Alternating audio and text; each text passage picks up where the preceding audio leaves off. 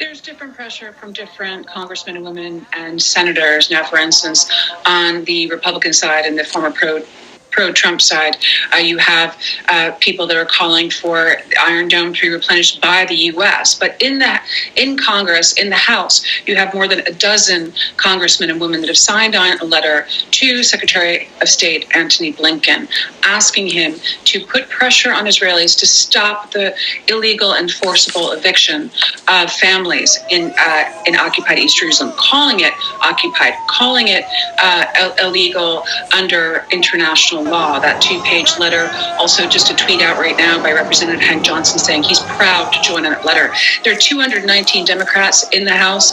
This is more than a dozen, about 25 people. The letter had been circulating for a week. It was first issued 2 days ago. That is a surprise, the number, the traction that it's gotten so far. And you do have different members in the House now, progressive Democrats, like Representative Rashida Tlaib, who's very much a first, one of the first Muslims, definitely the first Muslim American woman from Palestine.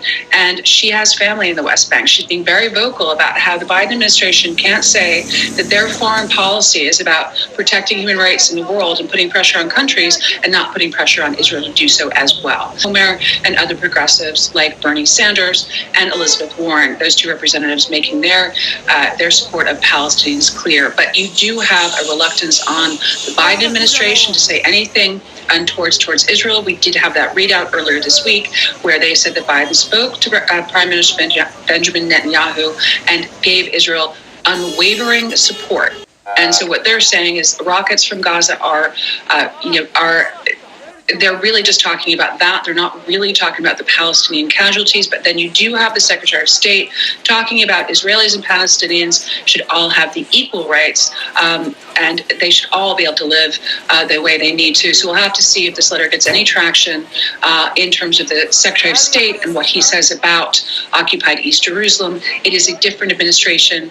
Between 2018 and 2020, the Israelis forcibly demolished nearly 250 homes in occupied East Jerusalem. President Trump was completely pro-Israeli. He had a peace plan here where the Palestinians did not show up because they didn't agree with it. He called it a peace plan. He called it a breakthrough. It's called the Abraham Accords. President Biden is not rescinding that. He's not rescinding removing the U.S. Embassy from Jerusalem, putting it back in Tel Aviv. But we have to see how different this administration is. So those progressive House Democrats sending that letter to Secretary of State is what we're watching now. The White House is Friday afternoon here. The White House is done with public remarks for the day.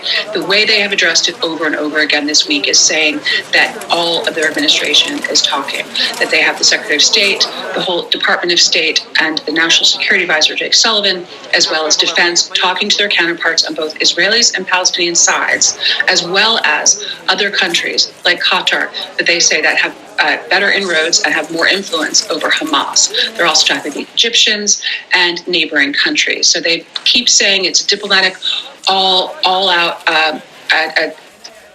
attempt at trying to get some sort of ceasefire. They don't use the word ceasefire.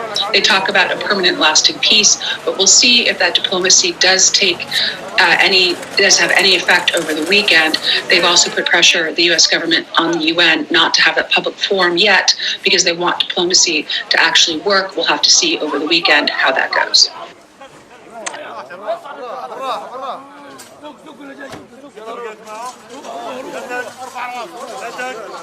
ارجع يا اخوان